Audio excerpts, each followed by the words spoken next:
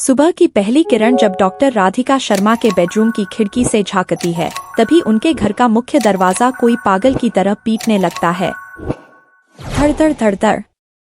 ऐसा लगता है जैसे कोई दिल की धड़कन को बाहर निकालकर दरवाजे पर मार रहा हो। राधिका जी चौंक कर उठीं, दिल जोर से धक कर रहा था। इतनी सुबह सुबह कौन हो सकता है? घंटी बजाने की बजाय दरवाजा क्यों पीट रहा है? बड़बड़ाते हुए उन्होंने साड़ी का पल्लू संभाला और दरवाजा खोल दिया। सामने एक साधारण सलवार कमीज में लिपटी लड़की खड़ी थी, आंखें लाल, चेहरा सूजा हुआ, जैसे रात भर आसमान भी उसके साथ रोया हो। राधिका जी ने सख्ती से पूछा, कौन हो तुम? इतनी सुबह सुबह? लड़की ने कांपते होठों से कहा, मुझे सावित्री जी से मिलना है। प्लीज। राधिका जी ने आंखें तरेरी, सावित्री जी? अरे बेटी, वो तो 30 दिन पहले यह घर मुझे बेचकर विदेश चली गई अपने बेटे भू के पास। यह सुनते ही लड़की के पैरों तले जमीन खिसक गई। वह वहीं दरवाजे पर धम्म से बैठ गई और फूट फूट कर रोने लगी। उसके रोने की आवाज सुनकर राधिका जी का दिल पसीज गया। उन्होंने उसे अंदर लिटाया, पानी पिलाया और धीरे धीरे पूछा, बेटी, पहले तो यह बता कि तू रो क्यों रही है? तेरा नाम क्या है? लड़की ने आंसुओं से भरी आंखें उठाईं और बोली, मेरा नाम प्रिया है। और मैं अपने बेटे को खो चुकी हूँ। प्रिया की आवाज कांप रही थी, जैसे हर शब्द उसके सीने से खून की बूंद बनकर निकल रहा हो। उसने बताया कि उसकी माँ पिछले 20 सालों से सावित्री जी के घर में खाना बनाती थी और उनके बेटे आरव को पालती थीं। आरव के मम्मी पापा दोनों नौकरी करते थे, इसलिए प्रिया और उसकी माँ ऊपरी मंजिल के सर्वेंट रूम में ही रहती थीं। सावित्री जी ने उन्हें छत दी, 2 वक्त का खाना दिया और थोड़े पैसे भी। प्रिया और आरव एक ही उम्र के थे।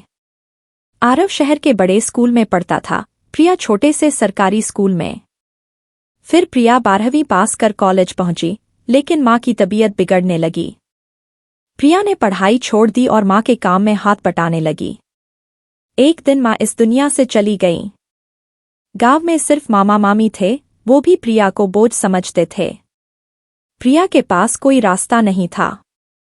उसने सावित्री जी से रोते हुए पूछा, आंटी, क्या मैं आपके यहाँ काम कर सकती हूँ? सावित्री जी ने उसे गले लगाया और कहा, बेटी, तू तो हमारी अपनी है। यहीं रह, कोई और आएगा तो मुझे तुझ जैसा विश्वास कहाँ मिलेगा। प्रिया को नया जीवन मिल गया। कुछ साल बाद आरव की पढ़ाई पूरी हुई और वह विदेश चला गया। अब घर में सिर्फ सावित्री जी, उनके पति और प्रिया थे। प्रिया ने फिर से पढ़ाई शुरू की।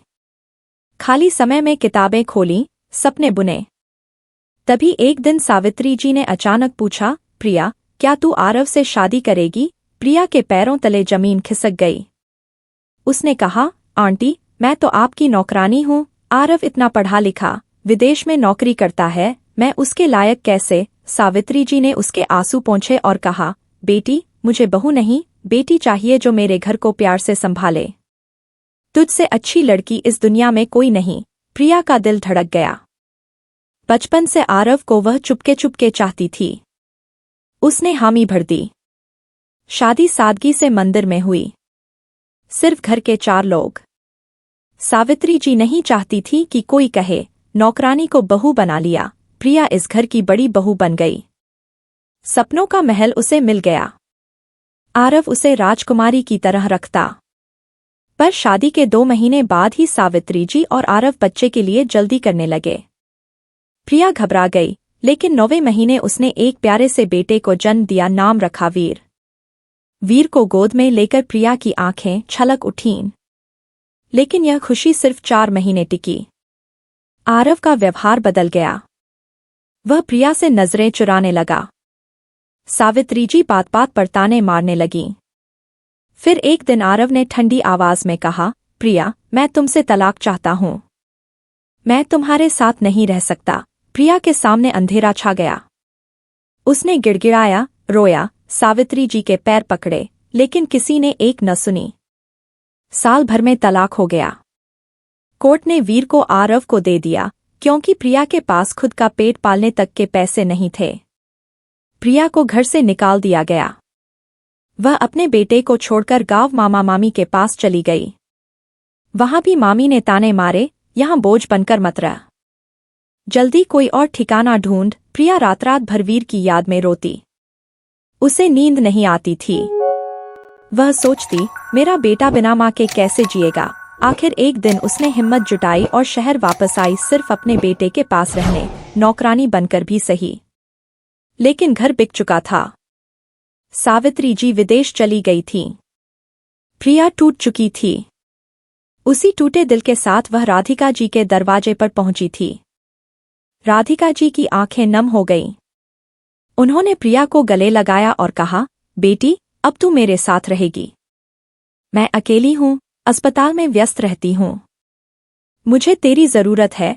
प्रिया ने उनका शुक्रिया अदा किया। देखते देखते 1 साल बीत गया। प्रिया अब राधिका जी का परिवार बन चुकी थी।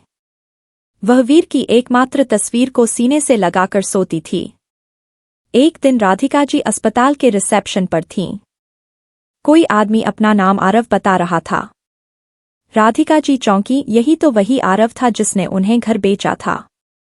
उन्होंने मुस्कुराते हुए पूछा, आरव बेटा, तुम तो विदेश चले गए थे ना? अब वापस? आरव ने खुश होकर कहा, हाँ आंटी, अब हमेशा के लिए यहीं बस गए। नया घर भी ले लिया। राधिका जी ने मन ही मन मुस्कुराई और कहा, कल शाम को पूरे परिवार के साथ खाना खाने आना। पुराना घर देख लोगे, यादें ताजा हो जाएंगी। आरव खुशी खुशी मान गया। राधिका जी घर आईं, लेकिन प्रिया को कुछ नहीं बताया। सिर्फ इतना कहा, कल कुछ खास मेहमान आ रहे हैं, अच्छा अच्छा खाना बना देना। प्रिया खुश हो गई। अगली शाम जब घंटी बजी और प्रिया पानी लेकर ड्राइंग रूम में आई, तो उसके हाथ से ग्लास छूटकर फर्श पर गिर गया। सामने आरव, सावित्री जी और उसकी गोद में उसका वीर बैठा था। प्रिया की चीख निकल गई। वह दौड़कर वीर को गले लगाकर फूट फूट कर रोने लगी। वीर भी माँ को पहचान गया और छोटे छोटे हाथों से माँ को कसकर पकड़ लिया। राधिका जी ने गुस्से से भरकर आरव और सावित्री जी की तरफ देखा। उनकी आंखें लाल हो चुकी थीं। उन्होंने आवाज को ऊंचा करते हुए कहा, शर्म नहीं आई तुम दोनों को? जिस लड़की को तुमने अपनी बेटी कहा, बचपन से पाला, जिसने तुम्हारे घर को अपना समझा, उसी के बच्चे को उससे छीन लिया? उसी को सड़क पर फेंक दिया? ये इंसानियत है तुम्हारी? सावित्री जी का सिर झुक गया, उनके होंठ कांप रहे थे। आरव ने आगे बढ़कर हाथ जोड़ लिए और बोला, आंटी, मैं सच कहता हूं। मैं प्रिया को ढूंढता फिरा था। गांव तक गया था, लेकिन वो कहीं नहीं मिली। राधिका जी ने ठंडी हंसी हंसी और कहा, झूठ मत बोलो आरव बेटा।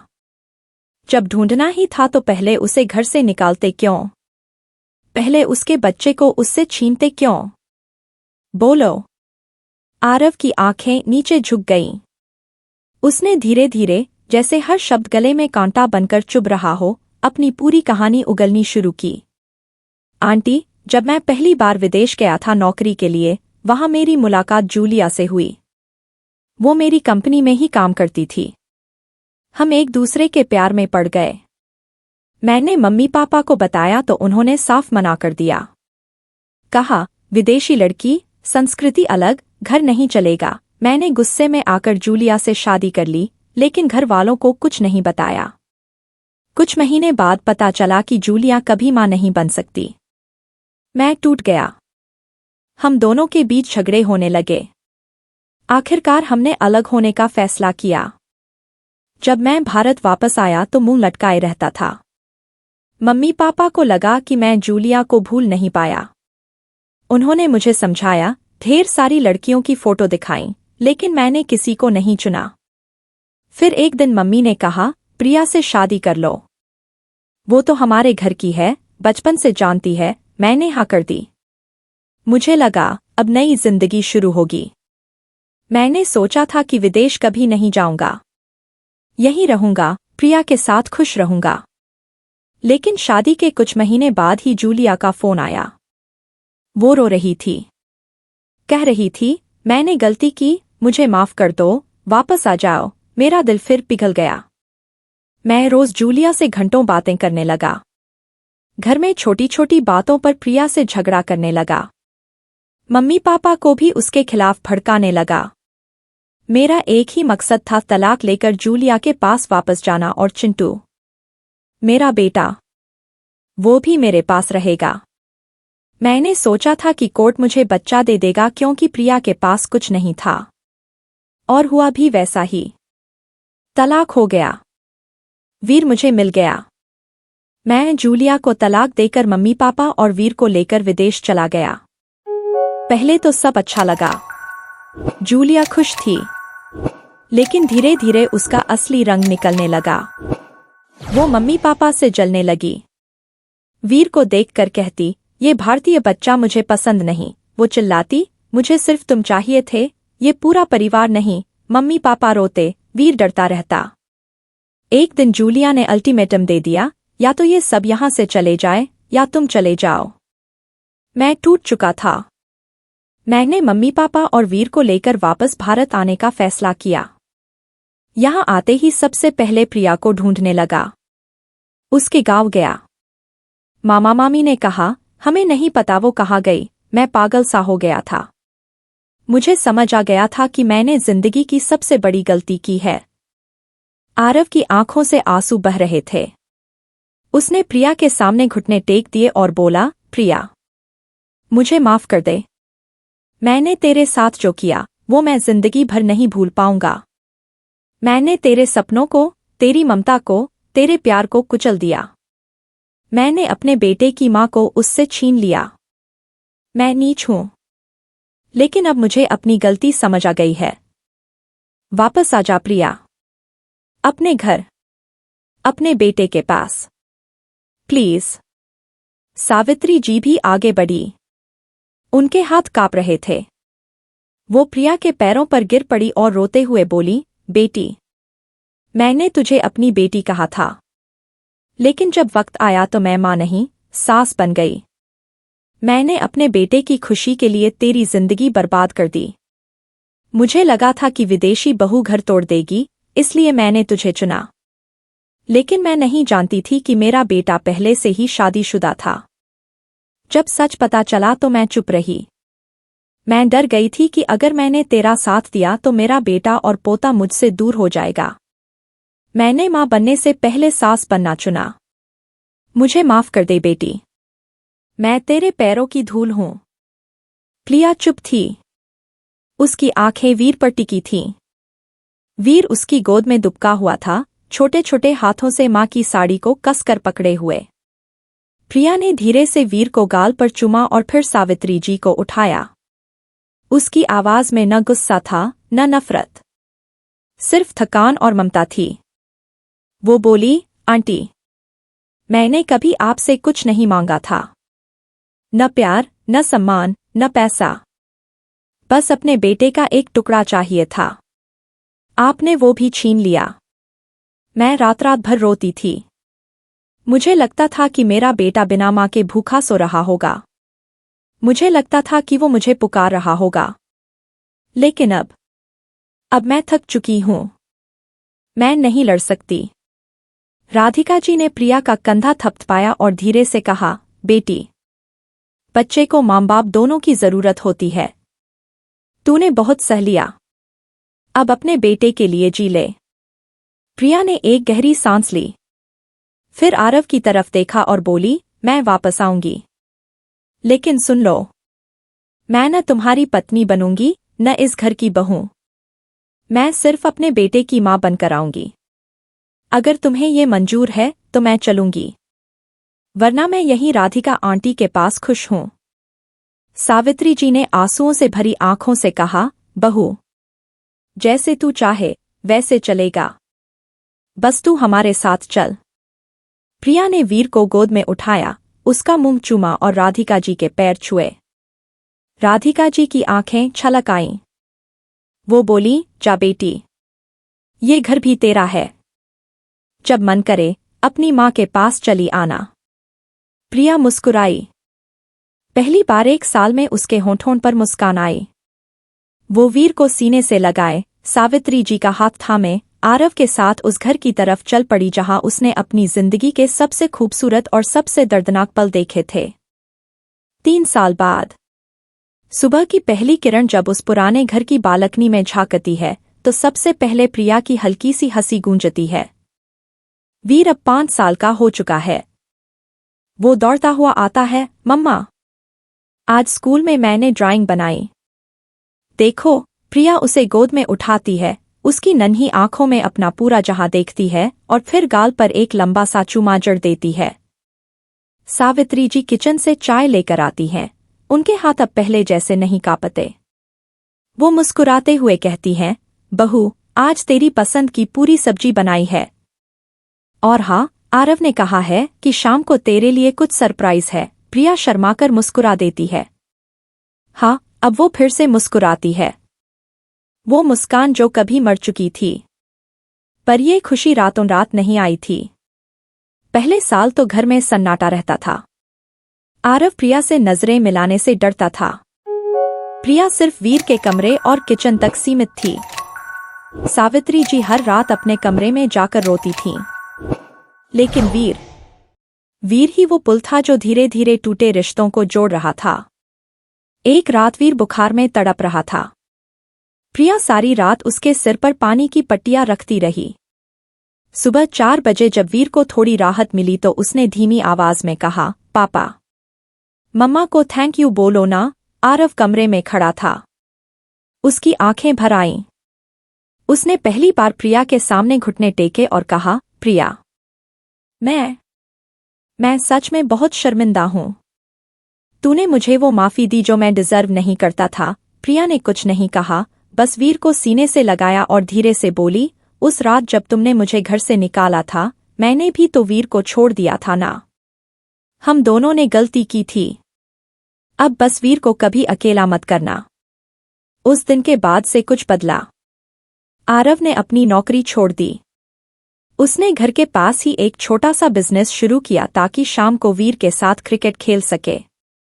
सावित्री जी ने प्रिया के साथ मिलकर एक छोटा सा एनजीओ खोला जिसमें गांव की उन लड़कियों को मुफ्त पढ़ाया जाता था जो मजबूरी में पढ़ाई छोड़ देती हैं।